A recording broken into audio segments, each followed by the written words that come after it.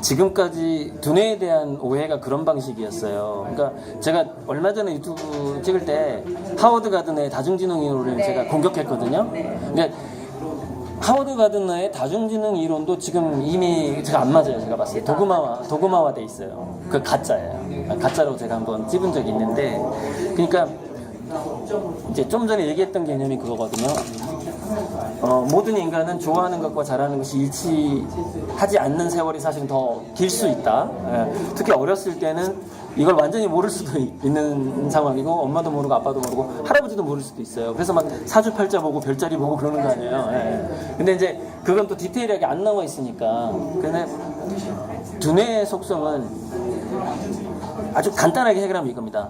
두뇌는 감정적으로 좋을 때만 더 빨리 발달을 하더라라는 게 개념이에요. 근데 발달하고 뇌신경이 좀 더 감정이 좋을 때 도파민도 많이 나오고 하니까 더 많이 발달을 하는데, 두뇌는 한번 어떤 분야에서 원활하게 소통을 하게 되면은 그 분야의 업무를 기억하는 게 아니라 소통 방식을 기억하더라.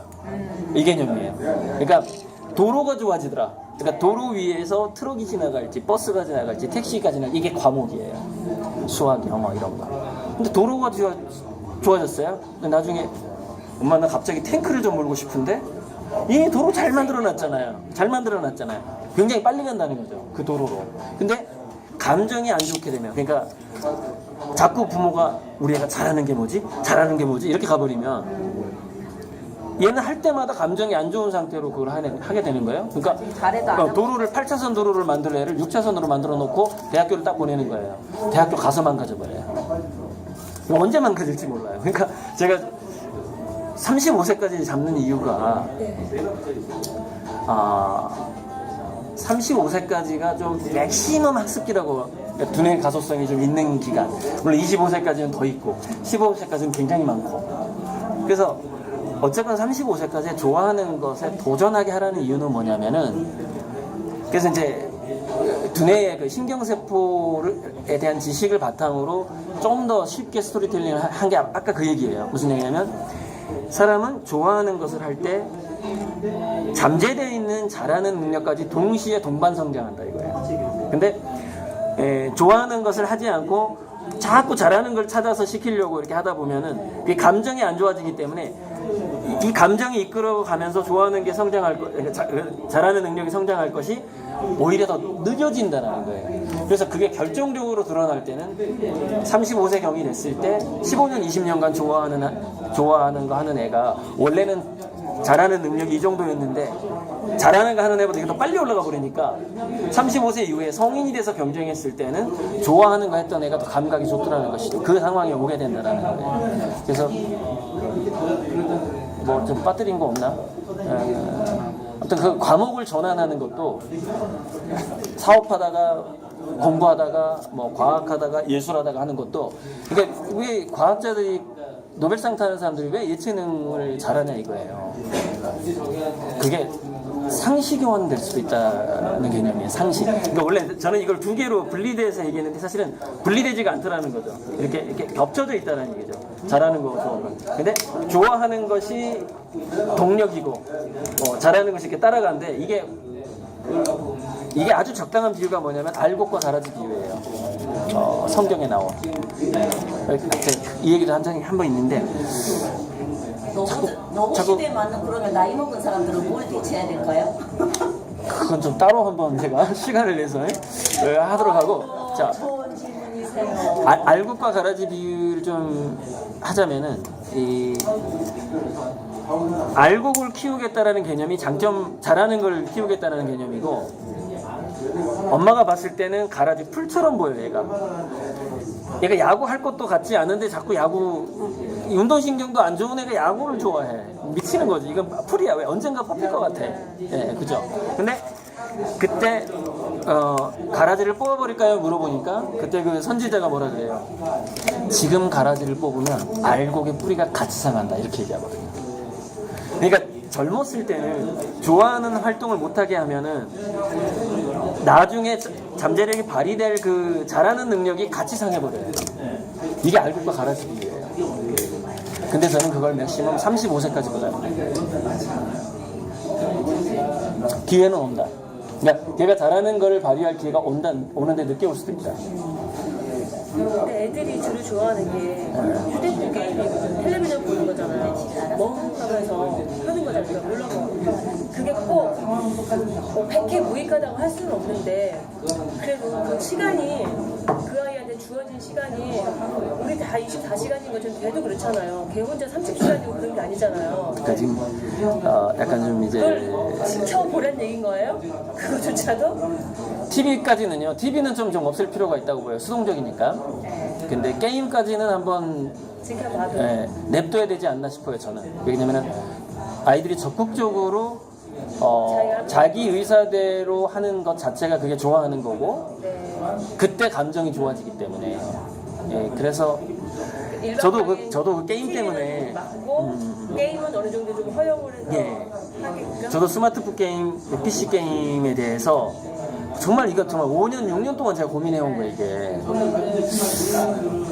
이거를 끊어야 되느냐, 냅둬야 되느냐 고민을 하다가 제가 언제 그걸 허용하는 쪽으로 강의를 바꿔버렸냐면 인공지능 이슈가 부각된 다음에 허용해야 되겠다라고 저는 이제 제 나름대로 결론을 내렸어요. 허용하자. 너무 어린 나이에 저기 하면은 머리 내가 어쩌고 저쩌고. 그러니까 뭐냐면은 대안이 없다는 거예요. 무슨 얘기냐면 애들이 게임을 하는 것만큼 몰입할 수 있는 다른 대안이 있으면은 끊으라 이거예요. 그러면 얘는 그 좋아하는 거를 그 몰입도를 건너뛴단 말이에요, 앞으로.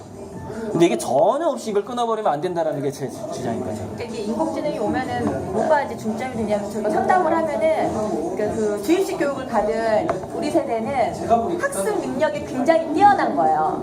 뭘 가르치면은 너무 잘 알아먹고 그 다음 거를 확확 넘어가는데 요즘 애들은 오히려 들어오는 지식이나 보는 건 너무 많은데 주는 걸 학습하는 능력 애들이 떨어진다는 얘기를 선생님이 하는 거예요. 실질적으로 왜 그런지 모르겠다는 거예요, 그거는. 그런데 그게 이제 수동적이기 때문에 그렇다는 거. 그리고 너무 많은 것들이 들어오는데 선별하지 못한다는 거. 그러니까 앞으로는 지식을 너무 많이 외우고 있는 것보다는 필요한 게 뭔지를 찾아내가지고 활용하는 게 정말 중요한데 그런 수업을 하진 않아요. 그렇죠. 그래서 공교육이 없어요. 그러니까 지금 굉장히 중요한 건데 이게 이제 컬렉션의 셀렉션 컬렉션 능력인데 이 컬렉션 능력은 산만한 애들이 나중엔 더 잘해요. 두루 경험한 애들이 그 비교해봤던 애들이 더 잘하게 되는데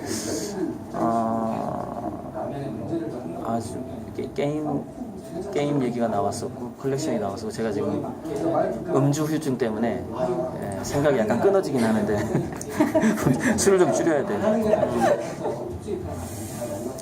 아무튼 그 전에가 그 잠재력이 넘어간다였고 알국과 가라지 비유였고 중요한 얘기를 하나 하고 마무리하려고 했었는데 그래도 생각이 안 나요. 기본으로는 뭔가 쭉 갖고 가야 되는 거. 그래도 엄마가 놓지 말고 쭉 이렇게 갖고 가야 되는 뭔가가 있지 않을까. 저는 그게 그 얘기다. 궁금했던 뭐냐면 아이들이 신비한 능력이 있는데 본능적으로 지금 배우는 게 미래에 필요 없어질 거라는 것을 라고 주장하는 사람이 있어요. 그러니까 방금 그랬잖아요. 요즘 애들은 왜 이렇게 학습을 안 하려고 하는지 모르겠어요. 그랬잖아요. 근데 그게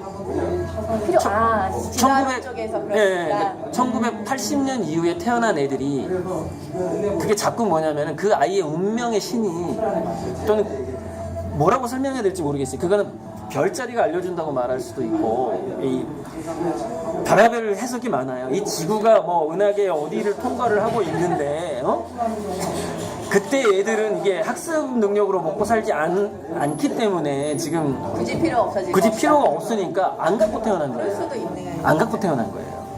그러니까 지금 제가 아까 강의 때 이제 이 얘기까지는 못했는데 왜 냅두라고 하냐면은 냅두면 애들이 공부 안 하려고 하거든요. 왜냐면 20-30년 후에 그게 쓸모 없어지다는 이미 알고 있는 애들이. 그리고서 강의 들은 것 같아요. 들었죠. 내가 했어. 예전에 강의했는데 지금 그걸로 마무리하려다가 그래서 가까운 미래도 훨씬 더 잘 감지하고요. 애들이 먼 미래도 훨씬 더 잘 감지해요.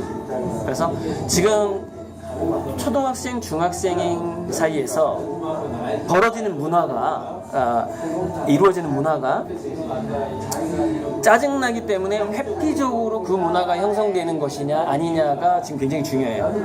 그런데 어른들이 보니까 선생님이 보니까 얘네들이 그 화풀이를 하려고 어떤 문화에 가는 게 아니라 전반적으로 애들이 어떤 그런 경향성을 가지고 있어요. 예를 들어서 학습하는 걸 싫어하고 집중력 약해지고 자꾸 책을 안 보려고 하고 그러면은 그게 집단 무의식이거든요. 아이들의 집단 무의식이 인공지능 시대를 대비하고 있는 거예요. 그러니까 여기까지도 한번 생각을 해봐야 된다는 거죠. 네, 이게 그래서 냅두는 게 가장 유리할 수 있다는 얘기를 제가 하는 이유가 그거예요. 냅두지 않으면 우리 어른들은 20년 후를 본능적으로 감지를 못해요. 근데 애들은 그걸 본능적으로 감지하는 거예요. 그래서 애들은 시행착오를 하지 않는 거예요. 근데 우리는 시행착오를 하게 되는 거예요. 우리가 만져버리면 시행착오 해버리는 거예요. 그래서 이제 근데 게임이 이게 문제가 뭐냐면은 그 게임 중독이라는 게 회피적으로 얘가 몰입을 하게 됐잖아요. 그러니까 지금 초기 조건이 안 좋은 거야. 그러니까 초기 조건이 엄마가 얘를 관리해버리니까 공교육이 이제 좀 무의식적으로 들어가서 집단 무의식으로 봤을 때 애가 보기에는 이게 쓸모가 없는 건데 엄마가 왜 나한테 자꾸 강요하지? 이렇게 되는 거죠. 에이 게임이나 하자 이렇게 된 상황인 거죠. 그러면 어떻게 보면 게임이나 하는 게 지금 얘가 싫어하는 걸 하는 것보다 훨씬 유리하다는 것을 본인이 알고 있을 수 있다는 얘기. 그 개념을 또 한번 겸손하게 한번 엄마들이 생각해 볼 필요가 있다는 거죠. 그 얘기를 하고 싶었는데 갑자기 생각이 안 났어요.